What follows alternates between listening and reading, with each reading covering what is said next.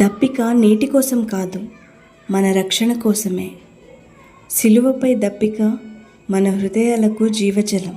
నీకోసం ఆయన దప్పికొన్నారు కదా, మరి నువ్వు ఆయన కోసం ఏం చేస్తున్నావు?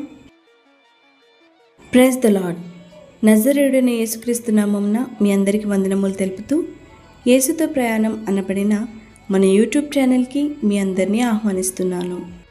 ఈరోజు నేను ఈ వీడియోలో యేసువారు సిలువలో పలికిన 5వ మాటను మీతో వివరించబోతున్నాను. గత 4 రోజులుగా నేను గుడ్ ఫ్రైడే సిరీస్ అని మీతో ఆత్మీయ సందేశాలను పంచుకుంటున్నాను. ఇంత లోతైన అర్థం కలిగిన ఆత్మీయ సందేశాలను మీ అందరితో పంచుకోవడం నాకు దేవుడిచ్చిన ధన్యతగా నేను భావిస్తున్నాను. మీలో ఎవరైనా చూడకపోతే యేసుతో ప్రయాణం అనబడిన మన ఛానల్లో గుడ్ ఫ్రైడే అనే ఒక ప్లేలిస్ట్ ఉంటుంది, అందులోకి వెళ్ళి చూడగలరు. ఇప్పుడు వీడియో స్టార్ట్ చేసే ముందు మీరందరూ ఈ వీడియోని లైక్ చేసి మన ఛానల్ని సబ్స్క్రైబ్ చేసుకోవాల్సిందిగా చిన్న మనవి చేస్తున్నాను. శిలువ మీద యేసుక్రీస్తు అనుభవించిన బాధలు చాలా తీవ్రమైనవి. ఆయన శరీరం గాయాలతో, రక్తస్రావంతో బలహీనంగా మారింది. ఈ పరిస్థితిలో ఆయన పలికిన 5వ మాట, నేను దప్పికొనుచున్నాను. ఈ మాట యోహాను సువార్త 19వ అధ్యాయం 28వ వచనంలో రాయబడి ఉంది. ఇది మనకు ఒక సాధారణ మాటలా అనిపించినా ఇందులో చాలా లోతైన ఆధ్యాత్మిక అర్థం ఉంది. అందులో మొదటిది మానవత్వాన్ని చూపిన మాట. ఈ మాట ద్వారా యేసుక్రీస్తు తన పూర్తి మానవత్వాన్ని చూపించారు.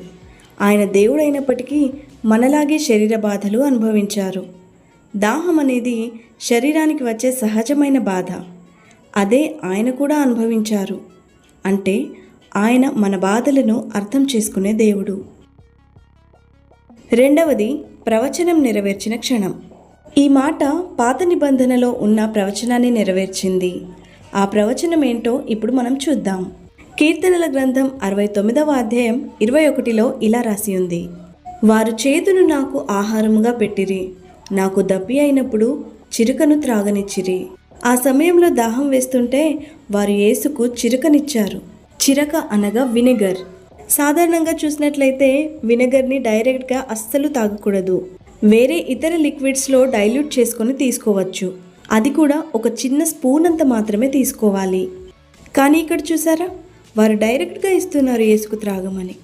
అంటే ఈ సంఘటన దేవుని ప్రవచన నెరవేర్పుగా దేవుని యొక్క యోచన ప్రకారం జరుగుతుంది.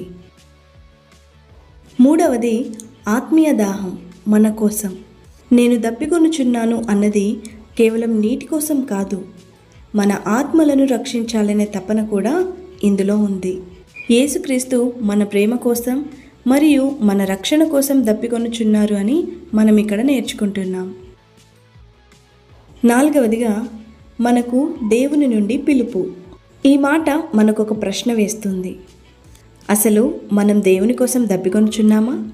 మన జీవితంలో దేవుని కోసం మనకు తపన, ప్రార్థన మరియు నీతి కోసం ఆకలి దప్పులు ఉండాలి. చివరిగా ఒక చిన్న ముగింపు.